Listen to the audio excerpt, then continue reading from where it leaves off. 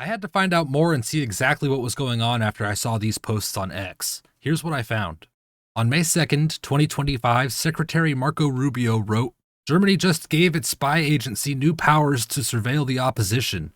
That's not democracy, it's tyranny in disguise.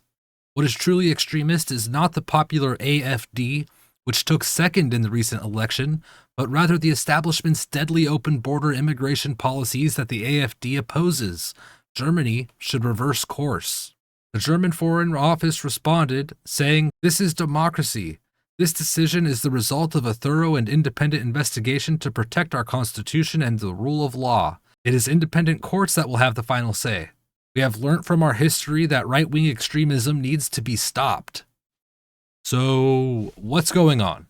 Shortly after the right-wing AfD, or Alternative for Germany Party, became one of the most popular political parties in Germany, Germany's domestic intelligence agency called the BFW, or the Federal Office for the Protection of the Constitution, designated them as extremists and opened them up to potential further surveillance and the potential to ultimately be banned. These allegations are based on more than 1,000 pages of non-public reports that led to the AfD to be classified as a suspected case. This classification of suspected case allows the Federal Office for the Protection of the Constitution to use so-called intelligence tools for surveillance, such as recruiting human sources for conducting financial investigations. Communications surveillance measures are also permitted, but only with prior approval from the G10 Commission of the German Bundestag. This was AfD's response. In AfD's official statement, they wrote, Berlin, May 2nd, 2025. Regarding the statement by the Federal Office for the Protection of the Constitution, AfD federal spokespersons Alice Weidel and Tino Schrapala issued the following statement. Today's decision by the Federal Office for the Protection of the Constitution is a severe blow to German democracy.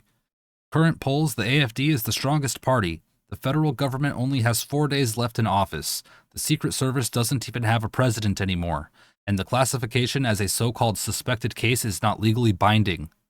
Nevertheless, the AfD as an opposition party is now being discredited and criminalized shortly before the change of government.